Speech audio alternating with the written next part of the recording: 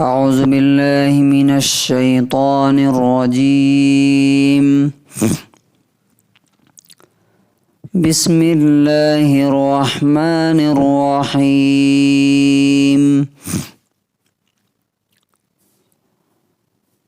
ما عندکم ينفد وما عند اللہ باق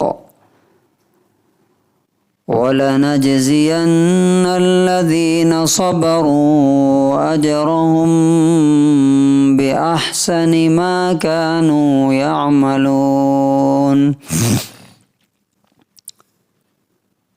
سورۃ النحل، سورہ نمبر 16، آیت نمبر 96۔ جو کچھ تمہارے پاس ہے وہ سب ختم ہو جائے گا، اور جو کچھ اللہ کے پاس ہے وہ ہمیشہ باقی رہے گا، اور ہم ضرور ان لوگوں کا بدلہ جو ہماری راہوں پر جمے رہے، کنسسٹنسی کے ساتھ چلتے رہے، صبر کے ساتھ، ان کے بہترین عمل کے مطابق ان کو دیں گے۔ اس آیت میں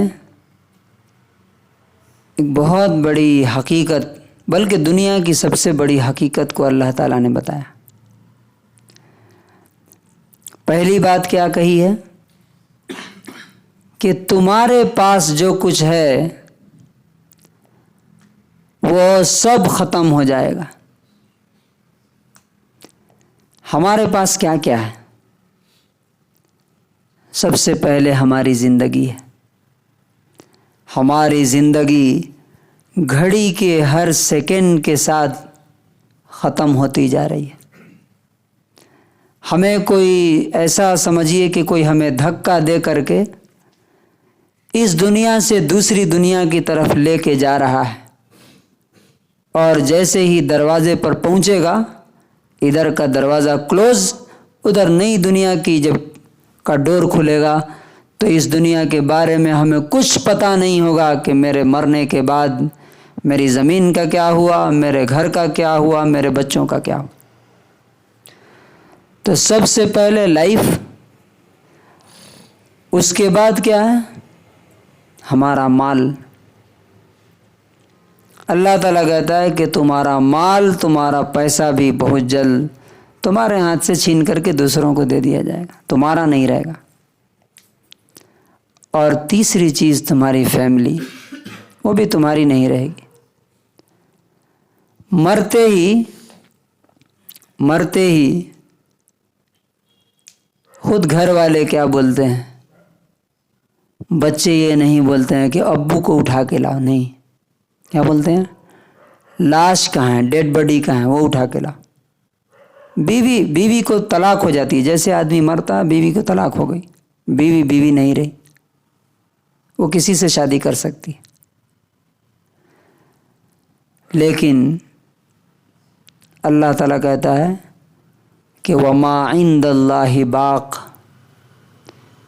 جو اللہ کے پاس ہے، یعنی جنت ہے، اس کی خوشی ہے، وہاں کی نعمتیں ہیں، نیک لوگوں کی دوستی اور رفاقت، نبیوں، شہیدوں، صدیقین کے ساتھ، وہ ہمیشہ کے لیے رہے گا، وہ کبھی ختم نہیں ہوگا۔ اب سوال یہ ہے کہ کیا جس شخص کو اس بات پر یقین ہوگا کہ جو اللہ کے پاس چلا گیا وہ باقی رہ جائے گا، اس کی لائف کیسی ہوگی، اس کی زندگی کیسی ہوگی، کس چیز کے پیچھے زیادہ دوڑے گا وہ؟ کیا ختم ہونے والی چیز کے پیچھے، جو ہاتھ سے چلی جانے والی ہے اس کے پیچھے؟ رسول اللہ صلی اللہ علیہ وسلم کی زندگی آپ دیکھیے، صحابہ کرام کی لائف آپ دیکھیے، اس آیت کی جو تصویر صحیح ملتی ہے وہ ان کی لائف میں ملتی ہے۔ نبی صلی اللہ علیہ وسلم ایک بار گھر میں آئے، بکری ایک ذبح ہوئی تھی، پوچھا کہ اس بکری کا کیا ہوا؟ کہا کہ سب ختم ہو گئی، بس تھوڑا یہ شولڈر بچا ہے، ایک بازو، ہاتھ۔ تو آپ صلی اللہ علیہ وسلم نے کیا کہا؟ مطلب ختم ہو گئی کا مطلب سب کو بانٹ دیا، صدقہ کر دیا، دے دیا اللہ کے لیے۔ تو نبی صلی اللہ علیہ وسلم نے کہا سب بچ گیا سوائے اس شولڈر کے، سب بچ گیا۔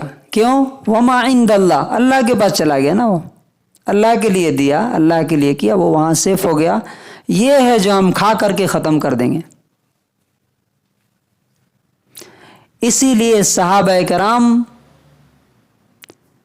اپنی بیسٹ چیز اللہ کے لیے دیتے تھے۔ حضرت عمر رضی اللہ عنہ کے بارے میں مشہور واقعہ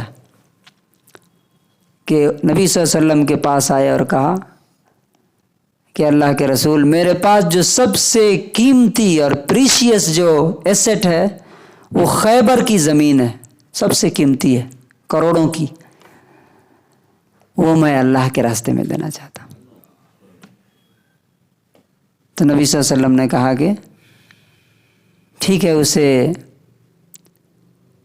ایسا کرو کہ وہ زمین مت دو، زمین کی جو پیداوار ہو وہ دے، تو تاکہ صدقہ جاریہ رہے ہمیشہ کے لیے۔ تو انہوں نے اسے غریبوں کے لیے، مسکینوں کے لیے، یتیموں کے لیے، مسافروں کے لیے اللہ کے راہ میں دے دیا کہ جو اس کو دیکھے گا اس کو اس کی تنخواہ ملے گی، باقی وہ پوری پراپرٹی سے جو انکم آئے گا وہ سب لوگوں کے لیے خرچ ہوگا، اللہ کے لیے۔ کیوں؟ وما عند اللہ باق، ان کو یقین تھا کہ میرے پاس جو رہ جائے گا وہ تو دوسروں کا ہو جائے گا، لیکن جو میں نے دے دلا کر کے اللہ تعالیٰ کے پاس بھیج دیا وہی ہمارا ہے، جائیں گے آخرت میں تو وہی ملے گا ہمیں۔ آج ہم دیکھتے ہیں ہماری حالت۔ اچھا، ایک اور بات رہ گئی جو اللہ تعالیٰ کہتا ہے وَلَنَجْزِيَنَّ الَّذِينَ صَبَرُوا أَجْرَهُمْ بِأَحْسَنِ مَا كَانُوا يَعْمَلُونَ۔ جو لوگ اللہ کے لیے اب جئیں گے ان کے لیے بہت سارے چیلنجز آنے والے ہیں، گھر والوں کی طرف سے، بیوی کی طرف سے، بچوں کی طرف سے، سوسائٹی کی طرف سے۔ تو اللہ تعالیٰ کہتا ہے کہ اب ان لوگوں کے مقابلے میں جو جھکے گا نہیں، ان کے سامنے سرنڈر نہیں کرے گا، بلکہ میری طرف جو راستہ آنے والا ہے اس پر ہمیشہ چلتا رہے گا، تو جو بہترین عمل اس نے دنیا میں کیا ہوگا، فار ایگزامپل ایک عمل کیا وہ 1 روپے کے برابر تھا، ایک عمل تھا وہ 1 لاکھ کے برابر تھا، تو ہم جو اس کا ثواب دیں گے وہ 1 لاکھ کے حساب سے دیں گے، 1 روپے کے حساب سے نہیں دیں گے۔ یہ اللہ تبارک و تعالیٰ وعدہ کر رہا ہے۔ لیکن ہم دیکھتے ہیں کہ ہماری لائف کیسی ہے، ہماری پوری طاقت، انرجی، پیسہ، پورا بیوی، بچے اور گھر، ان کی خواہش، ان کے ڈیزائرز پورے کرنے میں ہماری ساری زندگی ختم ہو جاتی ہے۔ اب سوچئے، سوال یہ ہے، میرے پاس، یہ بہت امپورٹنٹ چیز ہے، لاسٹ پوائنٹ، میرے پاس میرے لیے ٹائم نہیں ہے، میرے پاس میرے لیے پیسہ نہیں ہے آگے بھیجنے کے لیے، میرے بچوں کے پاس میرے لیے کہاں سے ٹائم آئے گا، میرے بچوں کے پاس میرے لیے پیسے کہاں سے آئیں گے؟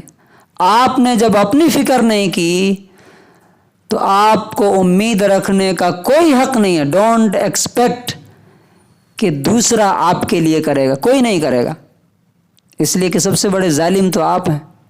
جب آپ کے ہاتھ میں تھا تب آپ نے کچھ نہیں کیا، دوسروں پر لٹا دیا، اب آپ بھیک مانگ رہے ہیں کہ وہاں ضرورت ہے ہمیں دو، کون دینے والا ہے آپ کو؟ کوئی نہیں دے گا۔ تو اس لیے انسان کو سوچنا چاہیے کہ ہماری لائف اور نہیں سمجھ میں آئے تو مشورہ کا اہل علم سے پوچھنا چاہیے، تجربہ کار لوگوں سے پوچھنا چاہیے کہ ہمارے ساتھ یہ مسائل ہیں، یہ پرابلمز ہیں، کیسے ہم ان کو حل کریں۔ ورنہ انسان، دنیا جو ہے نا خود غرض ہے، سیلفش ہے، وہ آپ کا جوس نکال لے گی صرف جو باقی بچے گا وہ اٹھا کے پھینک دے گی کہ جاؤ مرو اب سڑو، کوئی پوچھنے والا نہیں۔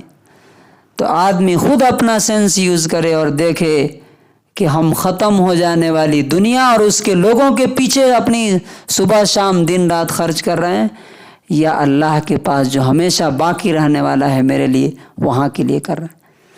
اللہ تبارک و تعالی ہمیں صحیح سمجھ اور عمل کی توفیق نصیب فرمائے۔